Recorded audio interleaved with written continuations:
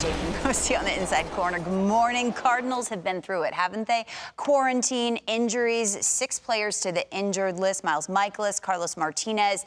Talk to me. How are they going to fill these voids now and moving forward? Well, good morning, Lauren. The Cardinals grateful to be back on the field today, their first game after 8 days off. They play the Cubs, and you're right, the rotation is now front and center as a concern because Michaelis and Martinez both are not available. Tonight it's Daniel Ponce de Leon. It's his second start of this season, and then joining the rotation now will be Kwang Hyun Kim, who had been the Cardinals' closer to begin this season, just made one appearance in that capacity. He will now move into the rotation. That was his normal position in Korea. He's got a lot of experience as a starter, certainly internationally as well. So certainly he is ready for the moment. And this will now be the big test for the St. Louis Cardinals to trust now Ponce de Leon and Kim going forward. Interesting, you think about the standings overall, Lauren. The Cubs have now played 13 games. Of course, they're in first place right now. The Cardinals, just 5 games on the season. They've only played 2 games in their last 11 days. A big test for the Cardinals here today. Yeah, at home against John Lester and the Cubs, as you mentioned. 2 weeks ago, I think it was, Phil Gosselin hit 2 home runs in a game. And Jay Bruce turned to him and said, "You ever done that before?" Phil's like, "Really? I've ever hit 2 home runs in a game?" No, obviously not. But the path has been anything but paved. Tell us about it.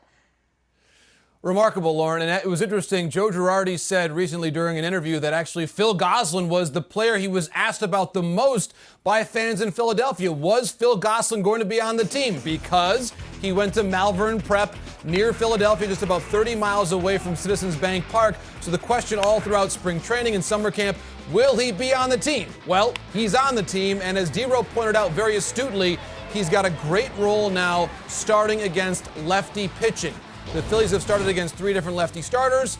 He has started all 3 of those games. I would expect he'll be in there again on Sunday against Max Fried. And to D-Row's point, he's really occupying a very crucial spot of the lineup when he is starting against the lefties, right between Real Muto and Didi Gregorius. So a lot of trust there by Joe Girardi, which has made the Philly fans who want their hometown guy in the lineup there very proud indeed. On the team, and we are all paying attention, that is for certain. JP, any updates on the reaction to the incident yesterday that followed the Oakland A's game? Yes, Lauren. Well, during the A's handshake line following their victory over the Rangers yesterday, A's bench coach Ryan Christensen was seen making an offensive gesture. You see it there during the course of the handshake line. Now, several hours later, Christensen and the A's both releasing statements about this incident. I'll quote Christensen first. Quote, "I made a mistake and will not deny it. Today in the dugout, I greeted players with a gesture that was offensive. In the world today of COVID, I adapted our elbow bump, which we do after wins, to create some distance with the players. My gesture unintentionally resulted in a racist and horrible salute that I do not believe in. What I did is unacceptable, and I deeply apologize," end quote.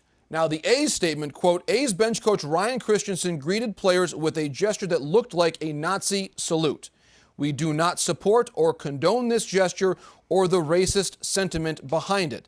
This is incredibly offensive, especially in these times when we as a club and so many others are working to expose and address racial inequities in our country. We are deeply sorry that this happened on our playing field," end quote. Lauren, I was told this morning that there had been conversation between the A's and the MLB office yesterday to make sure the A's were dealing with this in a forthright fashion. We do not know at this point in time if there will be any subsequent disciplinary action for Ryan Christensen. Thank you for the update. Keep us posted on that as you hear more. Deadline this year, so darn interesting. Early sellers, what do you think? So many teams need pitching depth, bullpen depth. What are you hearing? Well, the Texas Rangers, Lauren, are one team to watch very closely. They have right now the worst record in the American League. And again, it's early, we realize that, but also the trade deadline less than 4 weeks away. So decision time could be coming for the Texas Rangers. And let's start up with the rotation. Mike Minor, Lance Lynn, both Cy Young caliber pitchers, candidates last year.